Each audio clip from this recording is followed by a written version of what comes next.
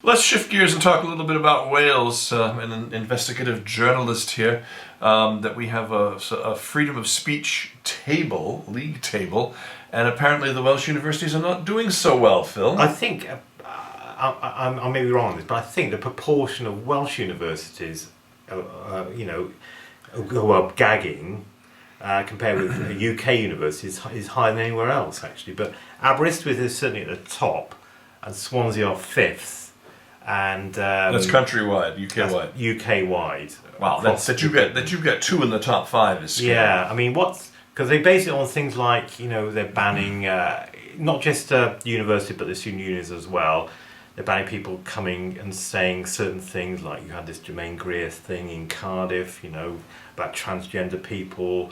Swansea students didn't like the fact that they were starting up a pole dancing fitness society, which was, quote, inextricably linked with the sex industry. So all of this, and Aberystwyth, which has plunged in all the league tables, is top of the league for this.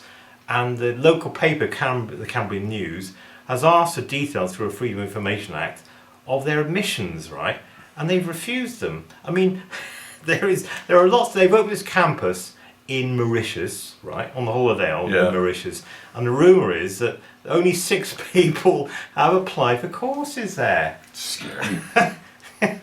Dario, what's your experience with this sort of thing? I mean, do you see it at Brighton and others?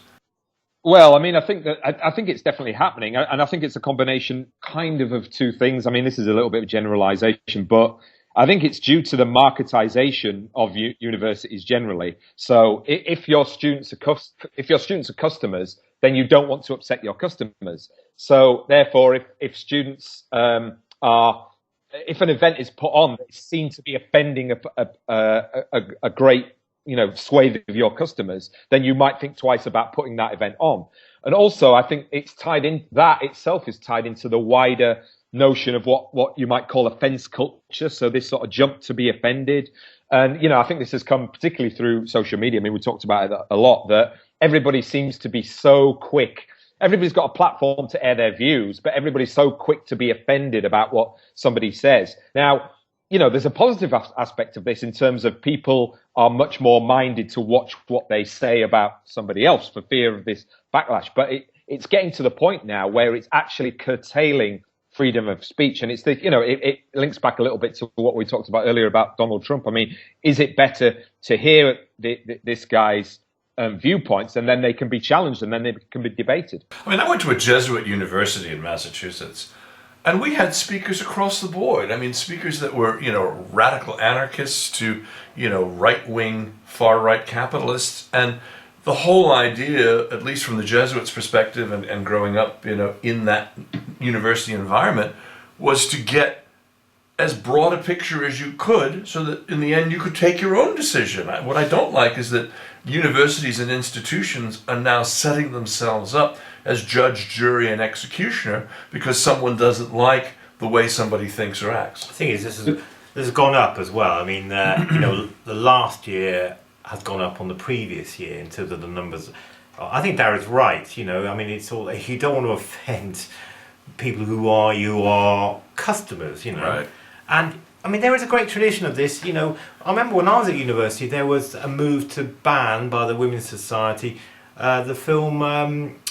Gary, you'll know this. The shower scene. What do you call it? The Psycho. Psycho, because of its effects on it portray women in a terrible light. And so there is a great tradition of this, but it is on the rise. There's no question about that. No, I think that's absolutely right. But I think that with the corporate culture that universities are now entering into, there is much more transparency about what goes on in universities. And obviously that, social media and the internet is part of that. So therefore, if you can't say what you want to say when you're at university, and even say stupid things when you're a kid at university, where are you ever going to say it? Do you know what I mean? But that era where universities was the place where the most radical, the most outlandish of opinion could at least be out there and be debated, that seems to be coming to an end, that era. Exactly. Kind of scary, guys.